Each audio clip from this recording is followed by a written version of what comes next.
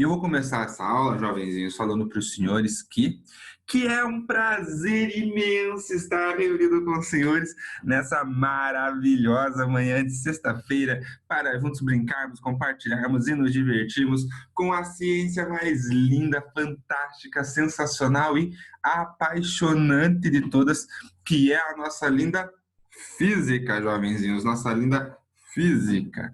E hoje nós vamos dar continuidade ao que nós começamos a conversar na semana passada de gravitação. Então a gente vai falar um pouquinho sobre energia potencial gravitacional, velocidade de escape. E a gente vai fazer alguns exercícios juntos aí, beleza? Então vamos lá, galera. Quem quiser acompanhar comigo aí pelo livro, a gente vai dar sequência no conteúdo a partir da página 141, tá bom? Eu vou compartilhar minha tela com os senhores. Como é que é? Aqui. Compartilhar tela. Beleza. Antes de começar o conteúdo específico de hoje, só vamos fazer uma retomada rápida aí, jovens, das 3 equações que nós vimos na última aula, tá bom? Então, nós começamos a falar sobre gravitação. E aí nós vimos que tinha uma lei da gravitação, uma lei que foi desenvolvida por Newton, certo? E o que dizia essa lei da gravitação? Ela dizia que todo corpo que tem massa se atrai. Então a equação para essa lei era esta daqui, ó, que a força de atração gravitacional entre os corpos era a constante Gzão vezes a massa do corpo celeste maior, vezes a massa do corpo celeste menor, dividido pela distância que separa os dois corpos celestes ao quadrado. Eu vou reproduzir aqui um esqueminha, ó, para chamar a atenção dos senhores para o seguinte: quem é essa distância D? A distância D ali, jovens, é a distância que vai do centro de um planeta ao centro do outro planeta.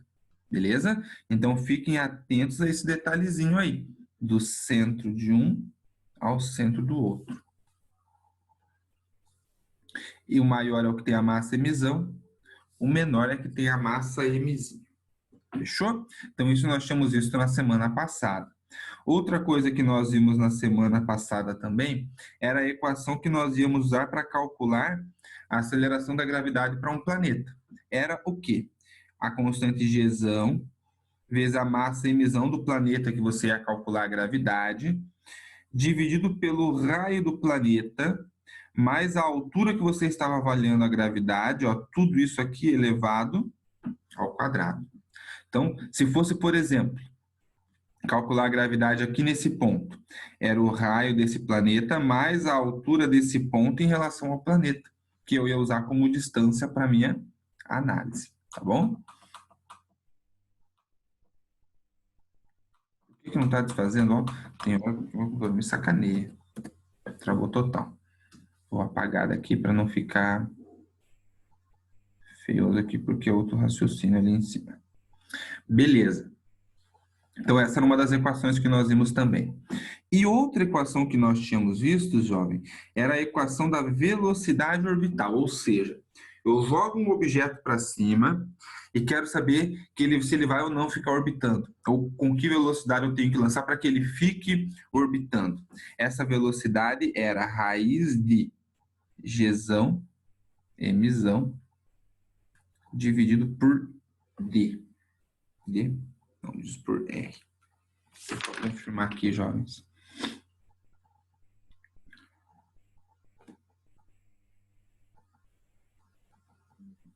Isso aí, divididos por R.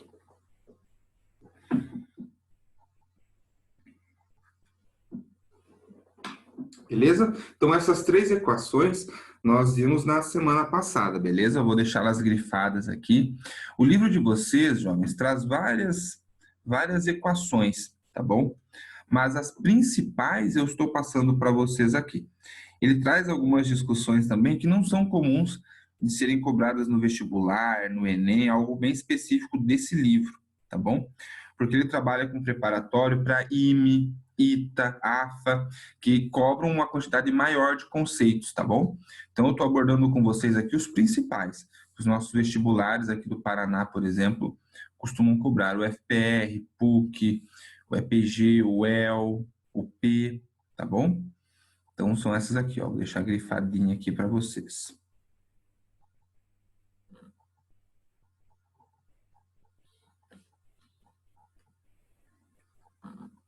Então, até aqui, teoricamente, nenhuma novidade, galera. São coisas que nós já tínhamos estudado, já tínhamos visto, eu estou relembrando com vocês, tá bom? O que a gente vai começar a falar agora, sim, é que é coisa nova, que nós vamos falar sobre energia potencial gravitacional.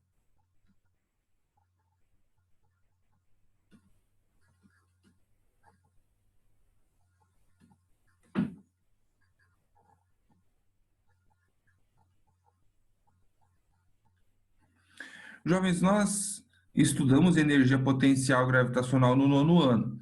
Eu conversei com o professor de física de vocês do nono ano e ele me disse que trabalhou isso com vocês, tá? Então vocês já sabem, vocês já devem ter trabalhado com o professor Afonso também, se não trabalharam, estão perto de trabalhar. Então é só para a gente relembrar aqui, ó. Energia potencial gravitacional, nós estamos acostumados a calcular ela assim, ó. EPG igual a massa vezes gravidade vezes a altura. Porém, jovens, essa equação é válida para quando o corpo está próximo do outro, mas não está orbitando esse corpo. Então, por exemplo, eu quero saber a energia potencial do meu corpo em relação à Terra. Eu posso usar essa equação porque o meu corpo, Everton, não está orbitando a Terra. Quando eu tenho um corpo orbitando o outro, como por exemplo a Lua que está orbitando a Terra, essa equação aqui não é mais válida, tá bom? Então nós vamos esquecê-la por um instante. E vamos pensar na equação para a energia potencial gravitacional de corpos que estão em órbita. Vou colocar a observação aqui, ó. Pensando em corpos que estão em órbita, beleza? Essa energia a gente representa pela letra U, energia potencial gravitacional de um corpo em órbita. Pode ser EPG também? Pode, não tem problema, mas é tradicionalmente chamada de U. Ela é o que? É a constante Gzão, vezes a massa Mzão, vezes a massa Mzinho, dividido, galera, pela distância D, que separa os dois corpos. Então, ó, esse desenho aqui ajuda a entender, ó. É a massa do maior vezes a massa do menor, vezes a constante gravitacional, todo mundo dividido, ó, pela distância que vai do centro de um planeta ao centro do outro planeta. E tem um detalhe aqui, jovens, muito importante, que é esse menos. Essa energia potencial gravitacional de um corpo em órbita, ela é negativa sempre, tá bom? De modo que, se eu penso em módulo, quando eu aumento essa distância, o módulo está diminuindo. Só que por ser negativo, ele está aumentando, está chegando mais perto de zero, beleza? Então, essa equaçãozinha aqui é para energia potencial gravitacional. E aí, jovens, energia, independente de qual é a natureza, se é elétrica, se é mecânica, se é térmica, nuclear, não importa. No sistema internacional, ela é chamada de, tem a unidade, aliás, de Joule. Então, energia potencial gravitacional aqui, ela é medida em Joule, que nós representamos pela letra J maiúsculo de forma, tá bom? Então tá aí, energia potencial gravitacional, beleza? Querem questionar algo, jovenzinhos? Mandem. Deixa eu ver o chat aqui. Opa, bom dia, professora Sandra. Tranquilo, jovens? Qualquer questionamento, mandem aí no chat, tá bom? Agora o que eu quero discutir com vocês, jovens, é o seguinte. Nós vimos essa velocidade aqui, orbital, e o que era essa velocidade? Era a velocidade que eu tinha que jogar um satélite para o espaço para que ele ficasse orbitando o nosso planeta. Então, era esse Gzão, Mzão sobre R dentro da raiz. Agora eu quero pensar com vocês numa velocidade que é a velocidade de escape. Ou seja, eu vou jogar esse satélite para o alto, mas eu quero que ele escape da superfície e da nossa órbita. Eu não quero que ele fique orbitando. Eu quero que ele escape do nosso campo gravitacional. Como é que eu vou fazer essa análise aí? Ó,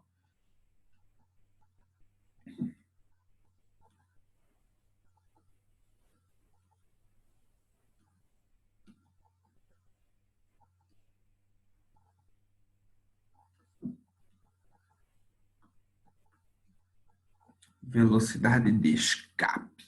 Jovens, eu vou fazer essa análise aqui a partir de energia, tá? Conservação de energia. Então, eu vou considerar um sistema que é conservativo, um sistema que não perde energia ao longo do processo. Então, eu posso falar que a energia mecânica inicial, ela vai ser igual à energia mecânica final, beleza? Essa vai ser a consideração que eu vou fazer nesse sistema. Agora, o que vai ser a energia inicial e a energia final?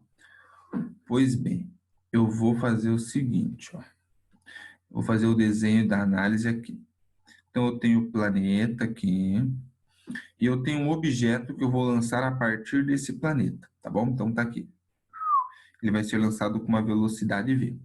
Se ele vai ser lançado com uma velocidade v, ele vai ter energia cinética, porque todo corpo que tem energia, que tem velocidade, tem energia cinética. Eu estou pensando em relação à Terra, tá bom? E ele está encostado na superfície da Terra, então a distância dele ao centro da Terra é o raio. Então ele também tem energia potencial gravitacional. E aí eu vou considerar que ele sobe, e quando que eu faço a análise de que ele escapou? Como que eu sei que ele perdeu a interação com o campo gravitacional da Terra? Eu vou falar que isso acontece no infinito.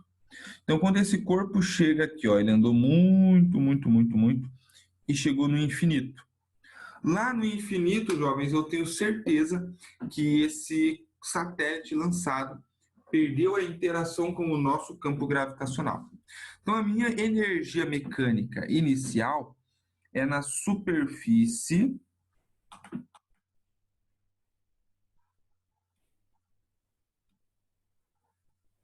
da Terra. A minha energia mecânica final, ela vai ser analisada no infinito. Beleza? Então vamos lá.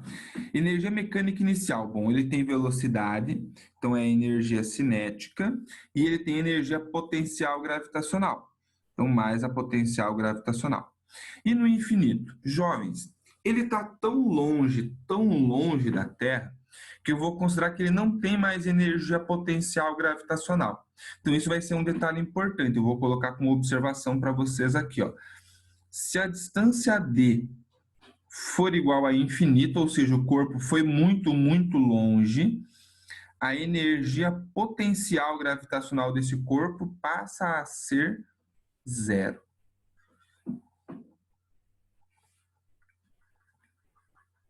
Isso aqui é importante, tá?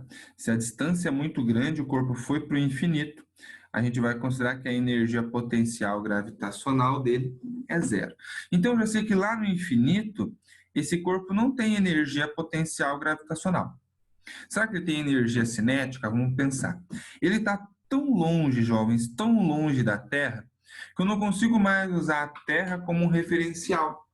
Inclusive, ele está tão longe da Terra, que eu não consigo estabelecer um referencial. Lembram que nós vimos que para saber se um corpo estava em movimento ou em repouso, a gente precisava de um referencial? E aqui eu não vou conseguir estabelecer um referencial. Se eu não consigo estabelecer um referencial, consequentemente, eu vou considerar que ele tem velocidade zero, que ele está em repouso.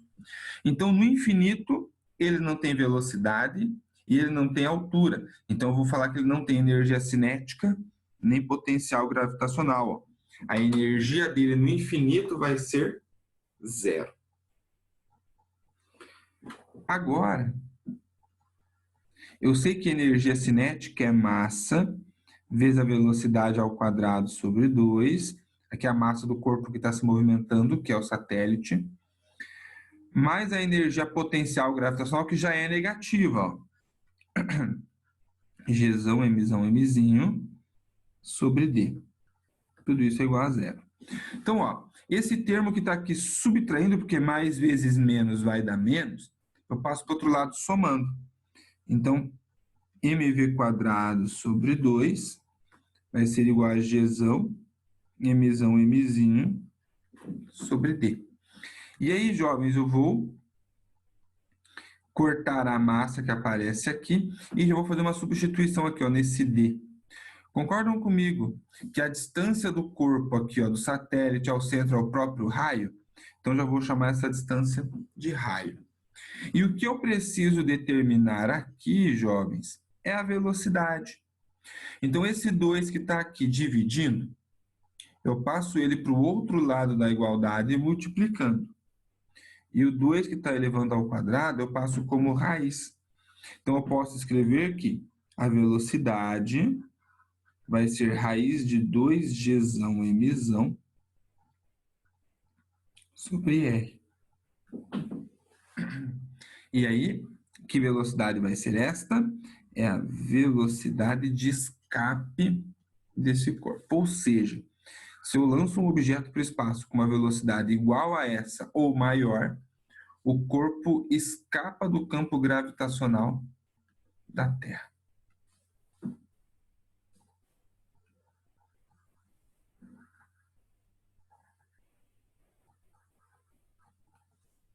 Tá aí a nossa equaçãozinha. Agora eu quero fazer uma comparação com vocês aqui, ó, jovens. Qual é a diferença dessa velocidade de escape para essa velocidade aqui que nós chamamos de velocidade orbital?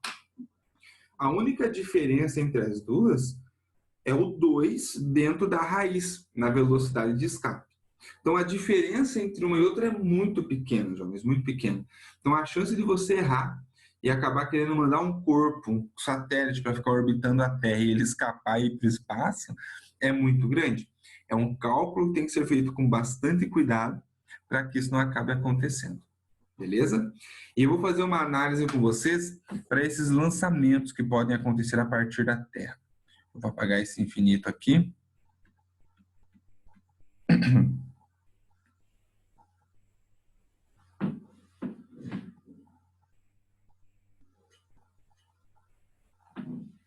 Ó.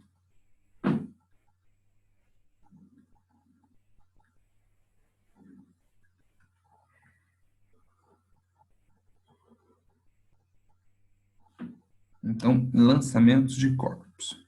Se um corpo tem uma velocidade de lançamento que eu vou chamar de VL, tá bom? Uma velocidade de lançamento menor que a velocidade orbital, ele cai de volta para a Terra.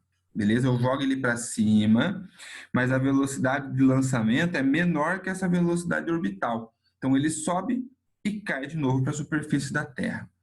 Agora, se eu lanço ele para cima com uma velocidade maior ou igual que a orbital, mas menor que a velocidade de escape, ele fica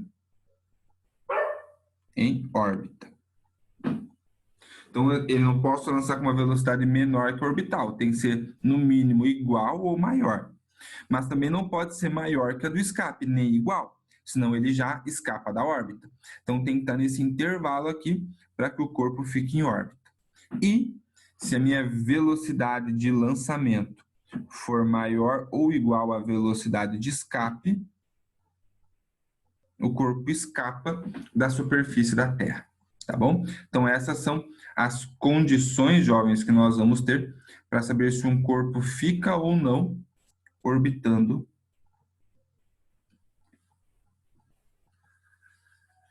a Terra.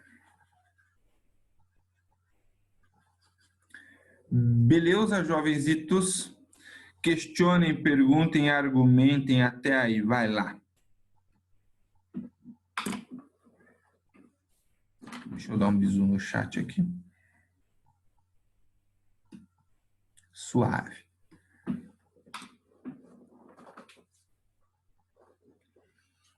Beleza? Tranquilo? Então, jovens, quem está anotando aí, tem mais uns minutinhos, segundinhos para anotar. Se quiser bater um print da tela, aproveita. Eu já vou pegar uma lousa nova para a gente fazer alguns exercícios juntos aí.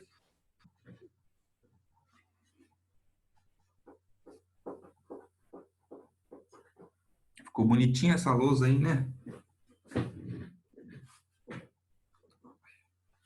Então, vamos lá? Vou pegar uma nova lousa.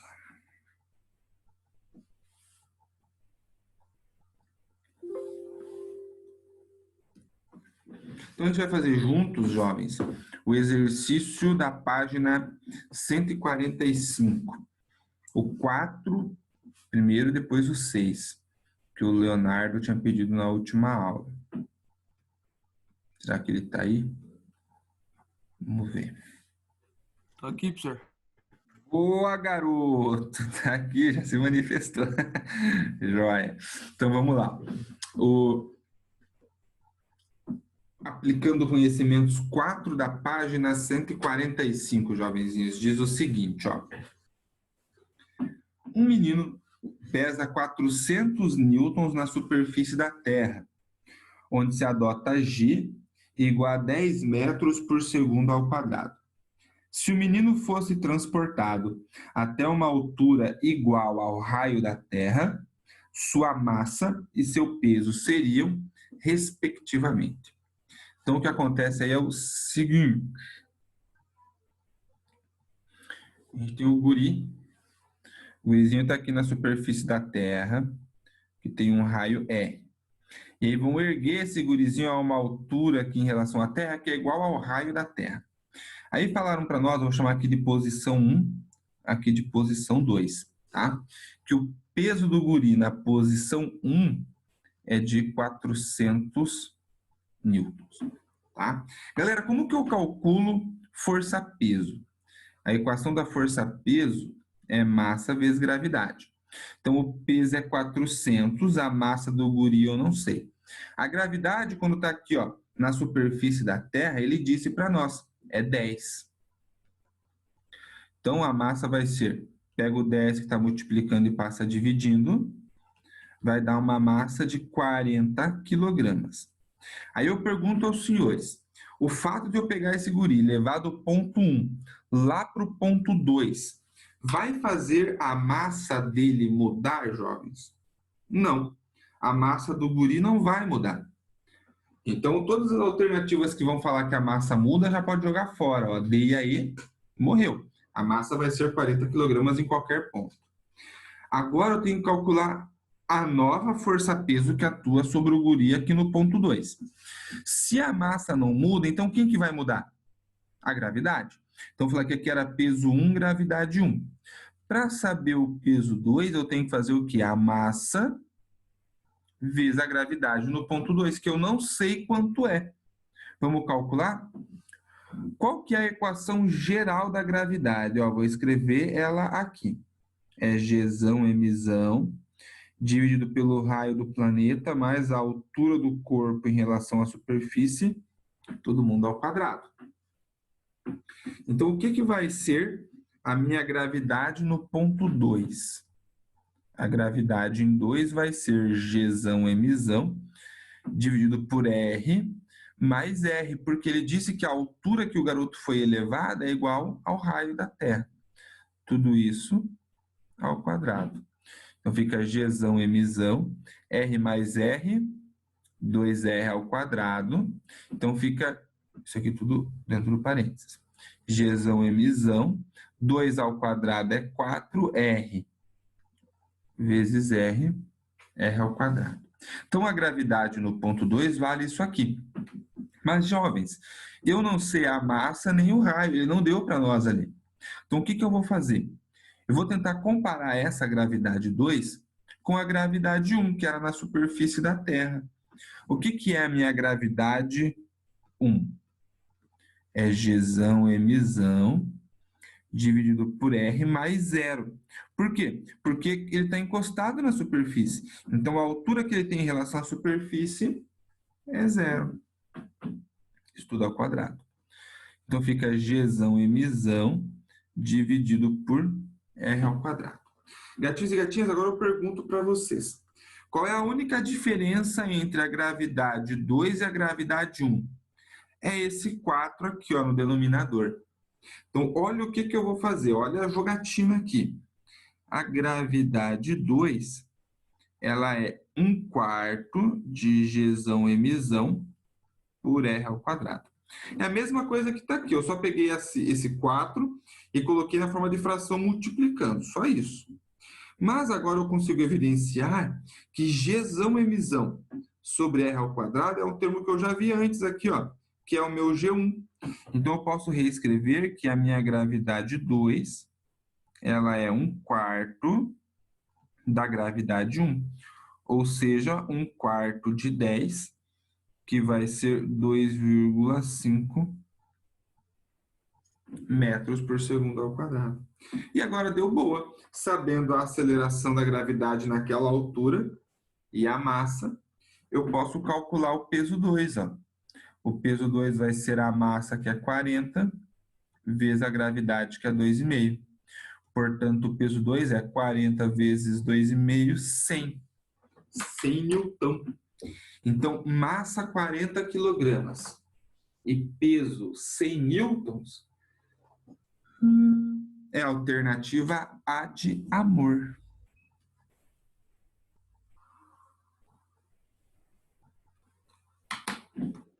Boa? Pegaram a ideia?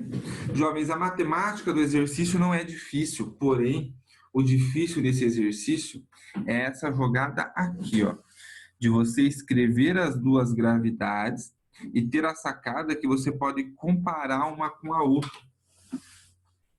Essa é a parte difícil. Então, aconselho que vocês destaquem isso aí, jovens, porque esse raciocínio de escrever uma equação e comparar com a outra é bastante comum em gravitação, tanto lá para as leis de Kepler, modelos planetários e aqui para a gravitação. Fazer esse raciocínio é bastante comum. Beleza? Agora, com os senhores gatinhos e gatinhas, abram o coraçãozinho de vocês e mandem perguntinhas. Vai lá.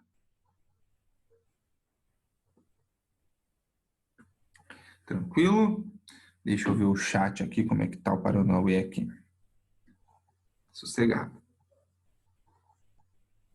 Fechou então, galera. Se não tem perguntas, nós vamos fazer o Aplicando Conhecimentos 6 agora. Vamos lá. Eu vou dar 2 segundos para quem está acabando de anotar aí, ou para quem quer bater um print da tela, porque daí eu vou pegar uma nova lousa, jovens.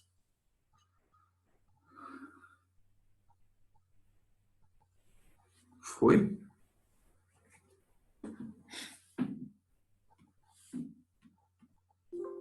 Não. Então agora é o 6 da mesma página. Diz o seguinte, ó.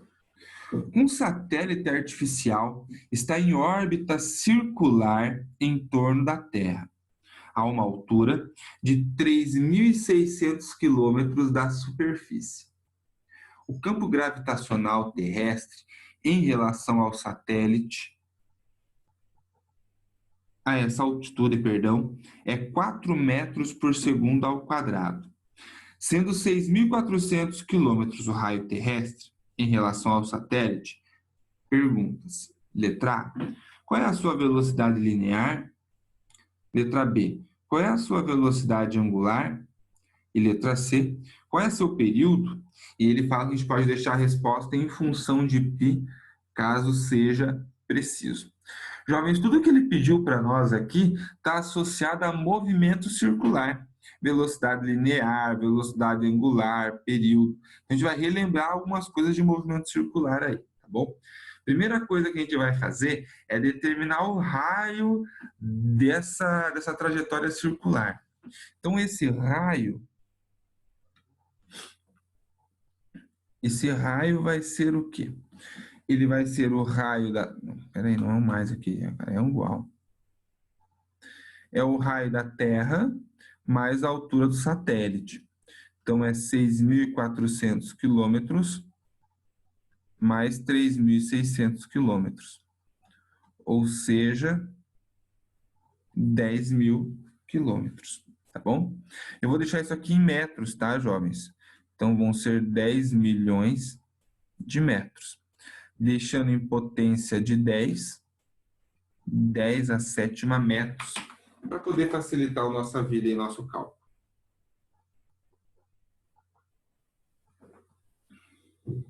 Beleza. Outra informação importante que ele deu é essa aceleração centripetal, que é 4 metros por segundo ao quadrado. Fechou. Então, agora vamos para a letra A. Ele pede para nós a velocidade linear. Jovens, como que eu vou calcular essa velocidade linear? O caminho que eu pensei aqui foi a partir da equação da aceleração centrípeta. A aceleração centrípeta é v quadrado sobre o raio. A aceleração centrípeta nós temos, o raio nós também temos. Então, o que eu vou fazer? Eu vou isolar essa velocidade, ó. Passo o raio multiplicando e o quadrado como raiz. É o raio, fez a aceleração centrípeta. Então, fica 10 a sétima vezes 4. Ó, 10 a sétima eu não consigo tirar da raiz, né? Então, eu vou deixar assim, ó, 10 vezes 10 a sexta vezes 4. Por quê? Raiz de 4 é 2, de 10 a sexta é 10 ao cubo, e sobra dentro da raiz esse 10. Então, fica 2 vezes 10 ao cubo, raiz de 10 metros por segundo. Tá bom?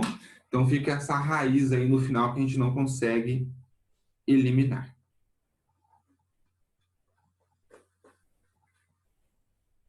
Então, matematicamente não é difícil, só que é de movimento circular, que é um assunto que nós já vimos já faz um tempinho, né? Um assunto um pouquinho mais antigo. Beleza. Letra B, jovens. Na B ele pede a velocidade angular. Jovens, para calcular a velocidade angular, eu vou lembrar com vocês de uma equação que eu falei que era bastante importante, que é essa aqui, ó. V igual a ômega R. Por que ela era tão importante? Porque ela relacionava movimento linear com movimento circular. Tá bom? Ela conseguia fazer essa ponte. Ela era tão importante por quê? Porque ela fazia a relação com o movimento linear e angular. Ela que fazia essa ponte. Beleza? Então, como eu quero calcular a velocidade angular, o raio que está multiplicando, eu passo dividindo. Então, a velocidade linear a gente acabou de calcular, 2 vezes 10 ao cubo, raiz de 10, dividido pelo raio, que é 10 a sétima. 2 dividido por 1 é 2. 10 ao cubo dividido por 10 a sétima faz o de cima menos o de baixo. 3 menos 7, menos 4, raiz de 10. Radianos por segundo. Jovens, no livro de vocês a resposta está diferente. Eu acho que a letra A bateu, mas a B e a C não batem, tá? Pelo menos no meu gabarito aqui no meu livro de professor não bateu. Então, talvez no de vocês também esteja errado. Então, arrumem aí para não ficar com dúvida depois, tá? E por último, a letra C, ele pergunta o seguinte: qual é o seu período? Jovens, o período nós vamos calcular assim, ó. Velocidade angular é 2π sobre o período. Já que eu quero o período, passa ele multiplicando e a velocidade angular dividindo. Então, eu posso escrever que o período vai ser 2π sobre ômega. Então, fica 2π dividido por 2 vezes 10 a menos 4, raiz de 10. Pois bem, dá para tchucu-tchucu aqui no 2, ó, simplifico 2. O 10 a menos 4 do denominador vai para o numerador com o sinal invertido, né? Sobe positivo. E ficou um raiz de 10 no denominador. A gente não deixa a raiz no denominador, né? Então, a gente racionaliza, ó. Multiplica por raiz de 10, denominador e numerador. Aí, ó, raiz de 10 vezes raiz de 10 é 10, jovens. Então, dá para simplificar aqui, ó. Nossa senhora. Esse raiz de 10 vezes esse raiz de 10 com 10 lá de cima. Então, no final do dia, sobra para nós aqui um 10 ao cubo π raiz de 10 segundo. Porque eu estou falando de período é tempo, e, portanto, ele é medido em segundos. Beleza? Show. Agora é com vocês, jovenzinhos. Abram o coraçãozinho e mandem perguntinhas e questionamentos. Vai lá. Não saiam ainda, hein? Não saiam ainda. Tranquilo? Jovens, quem está anotando, dá um print da tela aí, porque eu já vou encerrar o compartilhamento. E, jovens, vou pedir para vocês uma gentileza. Todos que estão aí, mandem um oi no chat para mim, porque eu vou fazer a chamada, né, pelo chat. Todo mundo que mandou um oi lá no chat ganha presença, tá bom? Então, só manda um oi lá, ou um joinha, ou um pontinho, mas se manifeste lá para garantir a presença aí, tá bom? Beleza, galera. Show. E tá aumentando lá. Joia. Galera, nós vamos nos ver de novo na quarta aula, depois do intervalo, para fazermos mais exercícios, beleza? Se Deus quiser, eu sobreviverei até lá e a gente vai brincar com mais exercícios, tá bom? Então eu vou interromper o compartilhamento aqui. Todo mundo mandou lá. Ainda tem gente que não mandou, hein? Tem bastante gente que não mandou. Manda um oi lá, povo. Beleza, então, galera. Valeu a participação, jovens. Me dê um tchau bem bonito e até a próxima aula. Falou. Falou, jovem. Até mais.